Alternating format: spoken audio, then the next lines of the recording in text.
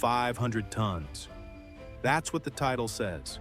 Let me be straight with you right now. The real number is closer to 400.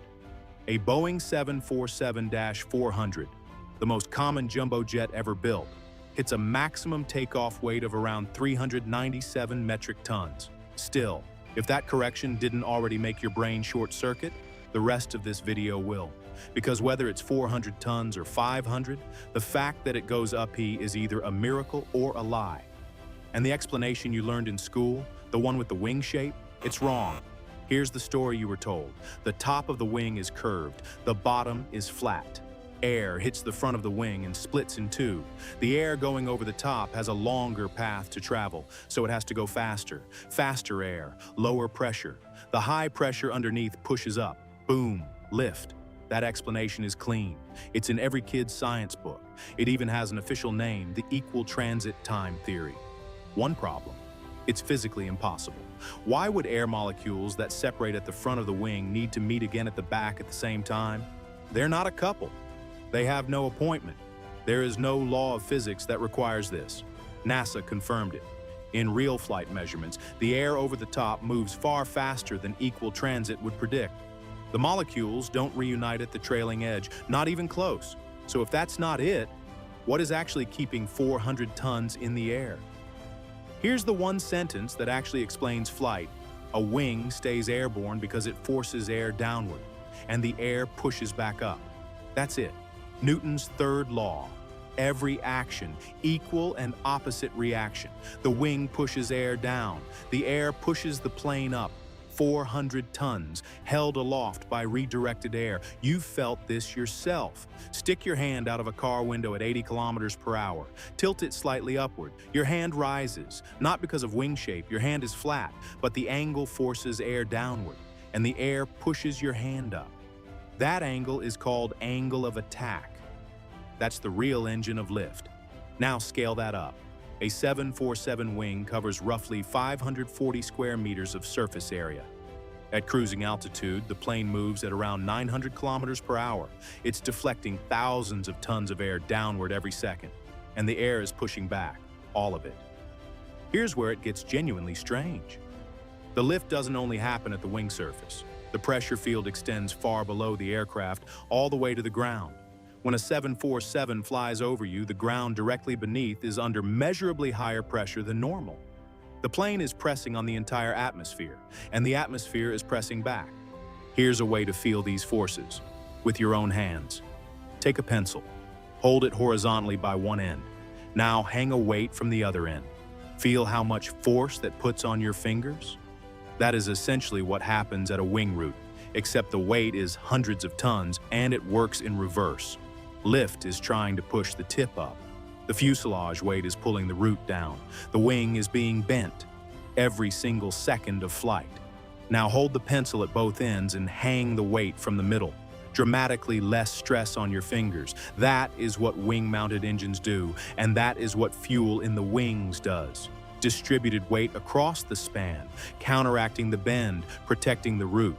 Engineers call this wing bending relief, and it matters more than most people realize.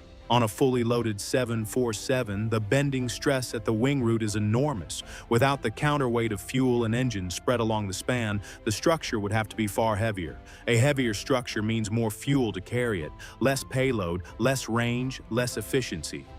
Fuel in the wings is not just storage, it is a structural solution.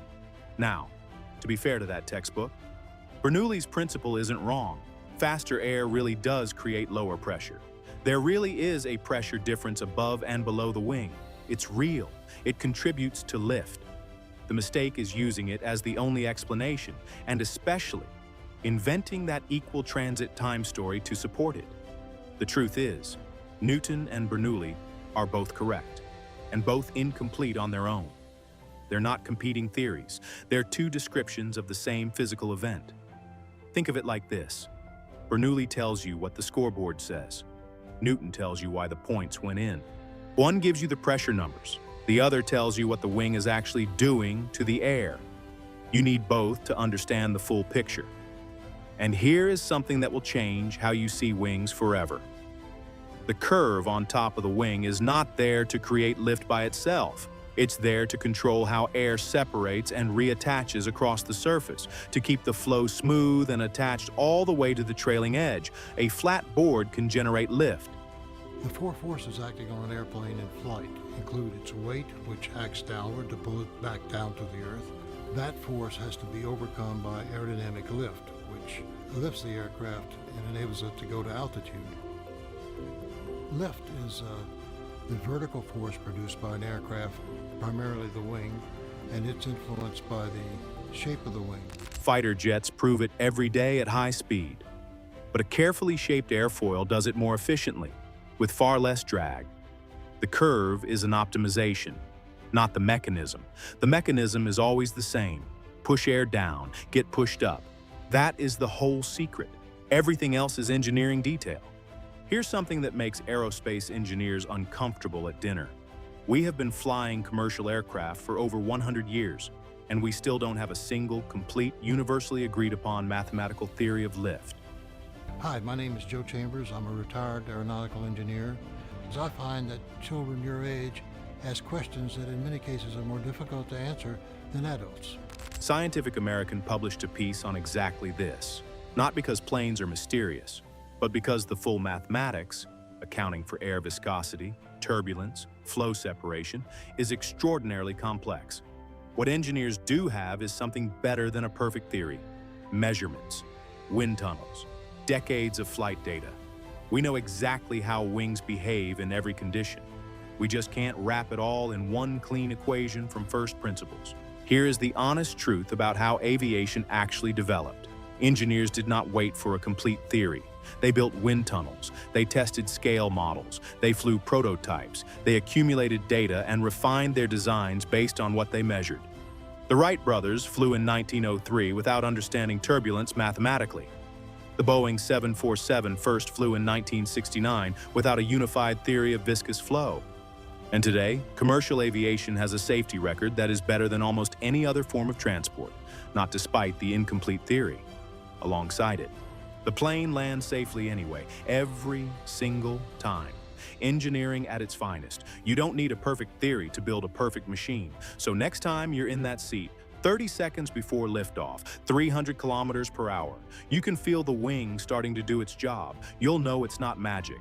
And it's not the curve. It's 400 tons of metal negotiating with the atmosphere, pushing it down.